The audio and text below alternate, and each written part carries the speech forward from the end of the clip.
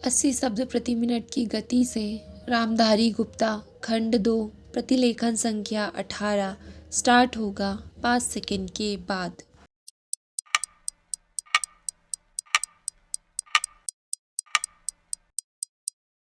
Start. महोदय, कुछ समय बाद जैसे ही समाचार पत्रों में बहुत से लोग काम करने लगे और प्रकाशन कार्य के लिए व्यवसायी यंत्रों की आवश्यकता पड़ी, इस कर्ज ने उद्योग का रूप धारण किया। निशुल्क प्रचार अथवा सेवा की भावना अब अव्यावहारिक जान पड़ी और प्रायः लुप्त हो गई। समाचार पत्र उद्योग का यह विकास संभवतः स्वाभाविक है और आधुनिक विचारधारा के अनुकूल है।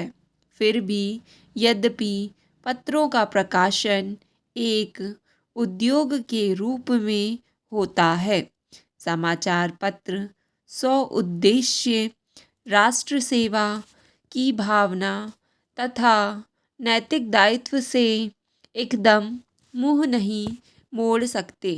यह भी स्वीकार करना होगा कि इस उद्योग की यथोचित उन्नति के लिए यह आवश्यक है कि दूसरे उद्योगों की भांति यह भी उन सभी साधनों से संपन्न हो जो अन्य उद्योगों ने या तो प्राप्त किए हैं या वे उनकी प्राप्ति के लिए प्रयत्नशील हैं। इसलिए यह सभी के हित में है कि समाचार पत्र उद्योग उन्नत है और इसका आधार अधिक से अधिक ठोस हो। इधर कुछ वर्षों से हमारे देश में समाचार पत्रों में जागृति की लहर आई है।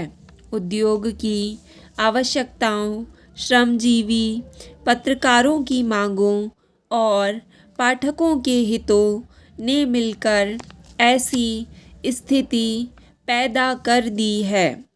समाचार पत्रों की दशा पर पुनर्विचार करना आवश्यक हो गया।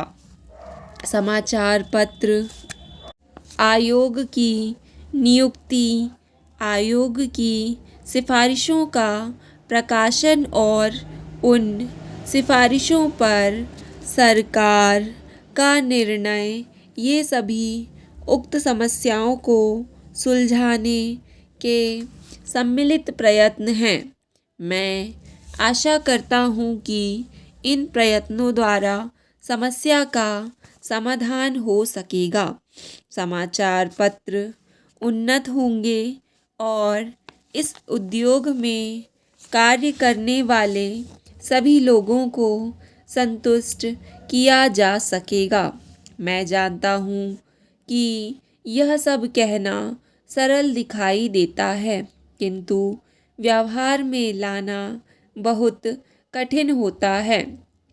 परंतु मुझे सुशिक्षित श्रोताओं से यह कहने की आवश्यकता नहीं कि मानवीय गतिविधि के सभी क्षेत्रों में, चाहे वह राजनीति, उद्योग अथवा प्रशासन का क्षेत्र हो, विभिन्न हितों और विचारों में सहयोग की भावना से राष्ट्र तथा समाज के हितों को सामने रखकर सामंजस्य स्थापित करने का प्रयास आवश्यक है। मैं इतना आशावादी नहीं कि मैं यह समझूं कि वे लोग जिनके सुझाव बड़ी बड़ी समस्याओं को सुलझाने में सहायक होते हैं, निजी समस्याओं का निपटारा करने में असफल रहेंगे। हाल में भारतीय संसद ने इस संबंध में जो अधिनियम पास किए हैं उनका उद्देश्य समाचार पत्रों की समस्याओं को सुलझाना है। यह कहना अनावश्यक होता कि कोई भी अधिनियम, चाहे वह किसी भी क्षेत्र में सुधार के लिए लागू किया जाए, प्रभावपूर्ण रूप से तभी कार्यान्वित हो सकता है जब सभी संबद्ध दल उसे सहयोग की भावना से ही कार्य रूप दें। इन मामलों में अधिनियम के शब्दों का इतना महत्व नहीं जितना उनके पीछे निहित भावना का होता है।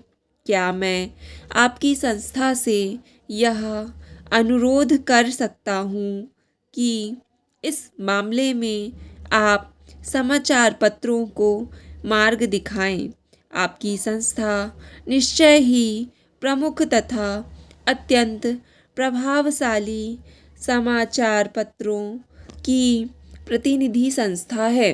प्रायः सभी बड़े समाचार पत्र आपके सदस्य हैं। स्टॉप।